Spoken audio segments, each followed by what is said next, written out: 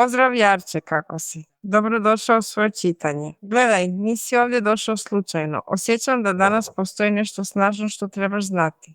Povezat ćemo se s tvojom energijom jer je moguće da ovo duboko dopre do tebe i također dođe kako bi posložilo istinu koju si već osjećao. Izašla je samo jedna karta. Iscjeljivanje unutarnjeg djeteta.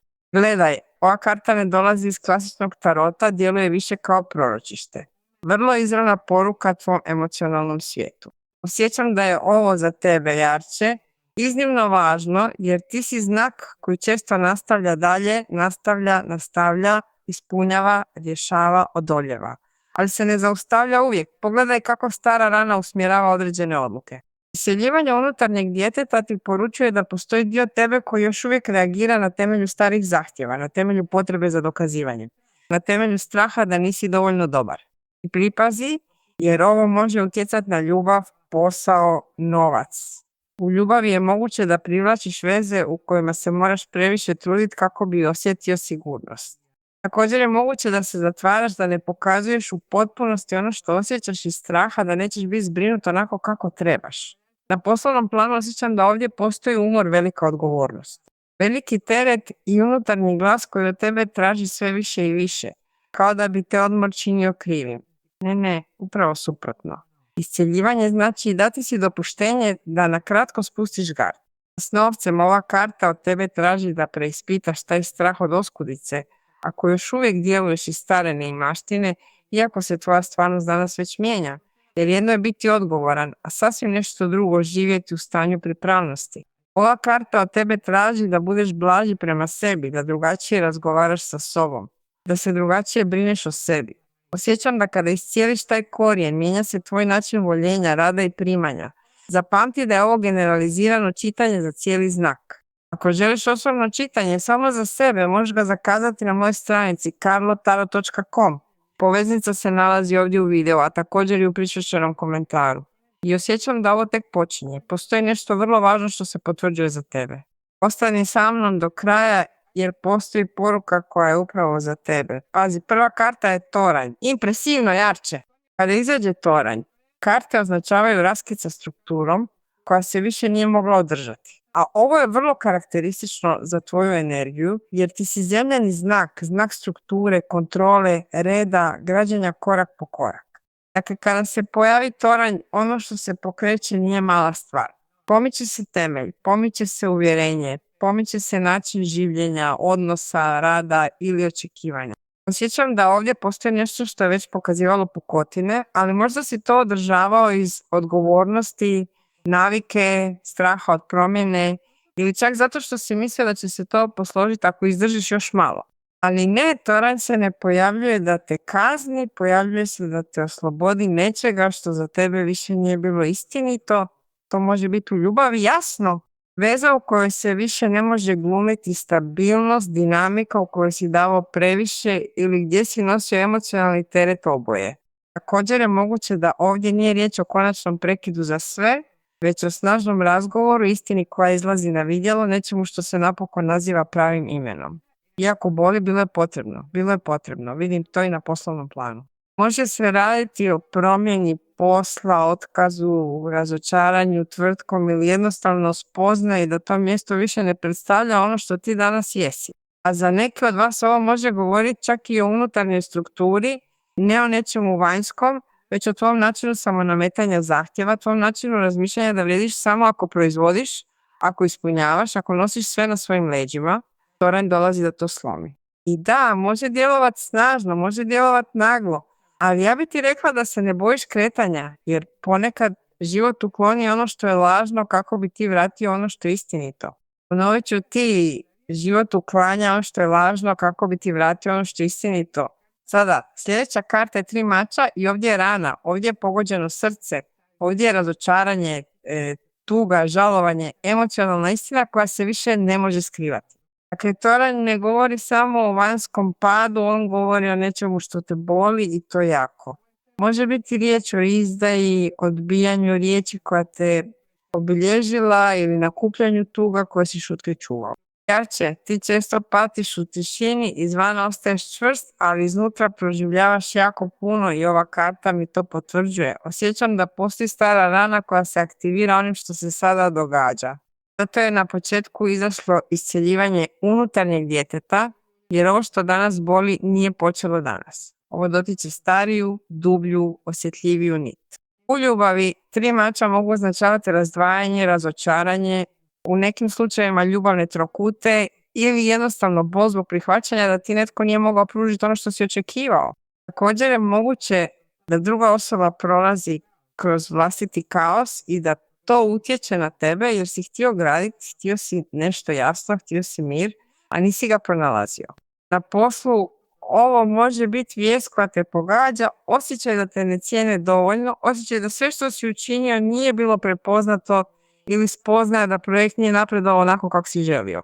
S novcem postoji vrlo snažna emocionalna zabrinutost, kao da jedan dio tebe govori moram to riješiti, moram to riješiti, moram to riješiti. I naravno, to te umara, to te troši. Ali pripazi na nešto, karta 3 mača ne izlazi kako bi te ostavila u boli, izlazi kako je više ne bi njekao, izlazi kako bi izvukao taj trn. Jer dok nastavljaš govoriti da se ništa ne događa, da ja mogu sve, da idem dalje, rana ne zacjeljuje, ona samo otvrdne. A ti se ne trebaš više otvrnuti, ti trebaš iscijeliti, trebaš zaista iscijeliti. Osjećam da je ovdje vrlo snažna lekcija za tebe. Prestani povezivati snagu sa šutnjom. Biti jak ne znači progutati sve. Biti jak znači pogledati svoju bol izravno, imenovati je, prihvatiti je i shvatiti da te to ne slabi, upravo suprotno, to ti vraća moć, veliku moć. Sada dolazi 3. karta, kolo sreće. Kako impresivno. Gledaj kako se energija mijenja, jer nakon tornja i nakon 3 mača pojavljuje se kolo i govori ti da ovo ovdje ne staje, ovo se pomiče, ovo se vrti, ovo se mijenja, ovo se okreće. I zapravo osjećam da ćeš se jako iznenaditi kako se to okreće. Kolo sreće je karta zaokreta, sudbine, kretanja, zatvaranja jedne etape i ulaska u drugu, ali ne bilo kakvog ulaska, već ulaska koji te smješta tamo gdje doista pripadaš. Kao da ono što je palo i što je boljelo zapravo otvara prava vrata. Vrata se otvaraju, jarče otvaraju se vrata. Moguće je da u ljubavi, nakon velike jasnoće, dođe nova prilika. Za neke s istom osobom, ali iz druge istine, iz druge zrelosti. Za druge s nekim novim, nekim tko se pojavljuje kada više ne pregovaraš o svojim osnovnim potrebama. Također je moguće da jednostavno ponovno izlazi sunce u tebi i to već u potpunosti mijenja ono što privlačiš. Na poslovnom planu ova karta je izvrsna. Govori o povoljnoj promjeni, neočekivanoj prilici, pozivu, pomaku koji te izvlači iz stagnacije. Može se raditi o novom poslu, promaknuću, projektu koji konačno kreće ili vratima koja se otvaraju kada si već mislio da je gotovo ono što je bila odgoda. Jer da, osjećam da završava odgoda. S novcem kolo sreće govori da se protok može početi kretati na drugačiji način, ne iz očajničke borbe, već iz ponovnog prilagođavanja. Možda ne sve odjednom, ali da. Vidljiva promjena, poboljšanje, pomoć, zaokret koji ti daje zraka. I tebi je potreban taj zrak. Najvažnije ovdje je da se ne držiš strukture koja je već pala. Ne progoni ono što se već slomilo, ne progoni ono što te više ne bira, ono što te više ne održava, ono što te više ne predstavlja. Savjetujem ti da dopustiš zaokret, da pratiš zaokret. Jer ovo kolo ne dolazi da ti oduzme samo radi oduzimanja, ono dolazi da te premjesti, dolazi da te izvuče iz linije boli i odvede na drugu frekvenciju. I za neke od vas zapravo ovo djeluje vrlo karmički, kao da se napokon zatvara etapa velikog napora bez emocionalne nagrade, kao da se napokon nešto balansira. Zato boli, da, ali zato se i pokreće tolikom snagom. Jarče, nemam sumnje da je ovdje riječ o nužnom padu, rani koja se prepoznaje i sudbini koja se počinje okretati u tvoju korist. Prvo pada, zatim boli i onda se mijenja. Prvo pada, zatim boli i onda se mijenja. To je slijed koji ti ove karte danas pokazuju. Osjećam da nešto nedostaje da bi se pokazalo. Tražit ćemo više jasnoće jer nam je ovo već govorilo o padu, rani i važnom zaokretu. Ali želim vidjeti kako se ti postavljaš pred svime time. Koja se snaga pojavljuje u tebi i koji ti konkretniji savjet karte žele ostaviti kako se ne bi zbunio u ovom trenutku. A ovdje prvo što vidim je snaga i to mi se sviđa Jarče, jako mi se sviđa jer nakon svega prethodnog ova karta potvrđuje da ti itekako imaš čime proći kroz ovo. Ali pripazi, snaga ne govori o nametanju, ni o kontroliranju svega, ni o daljem otvrdnjavanju. Govori o unutarnjoj vladavini, govori o umjerenosti, govori o znanju kako zadržati emociju, a da se iznutra ne uništiš. Rekla sam ti to ranije. Ti dolaziš iz energije gdje si možda morao mnogo toga podnositi, a sada ti snaga govori da se istinska moć ne nalazi u otporu radi samog otpora, već u odabiru kako odgovaraš. Možda imaš želju zatvoriti srce, udaljiti se, postati hladniji ili hladnija, ali ova karta od tebe traži nešto drugo. Traži od tebe da djeluješ čvrsto, da, ali sa svjesnošću. Nakon nje pojavljuje se kraljica pehara. Impresivno jer ovdje više nije samo snaga, ovdje postoji pravilno usmjerena osjetljivost. Kraljica pehara je zrela emocionalna energija, ona ne niječe ono što osjeća, ali se u tome ni ne utapa. I osjećam da te ova karta poziva da se istinski slušaš, da ne donosiš odluke na temelju neposredne rane. Da ne odgovaraš iz ponosa, ni iz ljutnje, niti iz potrebe da išta dokazuješ. U ljubavi ova kraljica može biti ti koji ponovno pronalaziš svoj emocionalni centar. Također može biti važna, vrlo intuitivna i vrlo osjetljiva osoba koja se pojavljuje kako bi te smirila ili ti pokazala drugačiji način voljenja. U nekim slučajevima to može biti žena ili vrlo prijemčiva, vrlo mudra energija. A na poslovnom planu ova karta ti govori da se ne rješava sve samo glavom. Tvoja intuicija te također vodi. Tvoja osjetljivost također zna. A sljedeća karta je 7 štapova. Pogledaj koliko je jasno. Ovdje ti karte govore da ćeš morat braniti svoju poziciju, morat ćeš postaviti granice, morat ćeš održati ono što si već shvatio. Jer jedno je vidjeti istinu, a drugo je ostati čvrst u toj istini kada te okolina pritišće da se vratiš na staro. 7 štapova za tebe, Jarče, vrlo je važno jer potvrđuje da se promjena koja dolazi ne održava samo od sebe. Održava se odlukom, održava se riječima ovo da, ovo ne, do ovdje na ovaj način ne.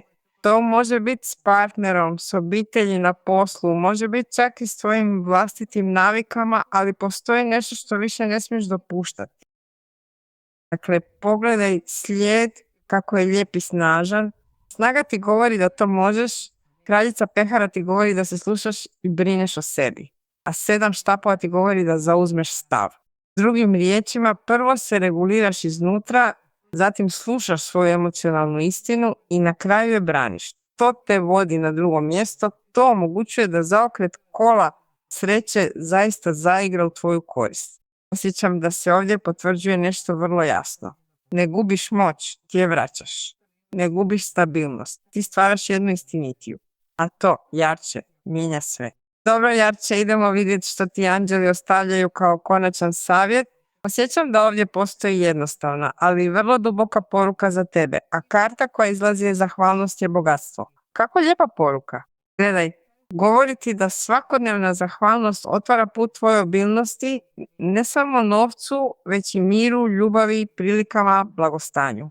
Može biti da nakon cijelog ovog procesa i dalje gledaš ono što se srušilo, ali ja bih ti rekla da pogledaš i ono što ostaje, ono što si naučio, ono što već dolazi. Zahvalnost te centrira, uređuje i čini te prijemčivijim za ono dobro. Hvala ti što si ovdje sa mnom, Jarče. Sve blagoslove tebi, danas i zauvijek.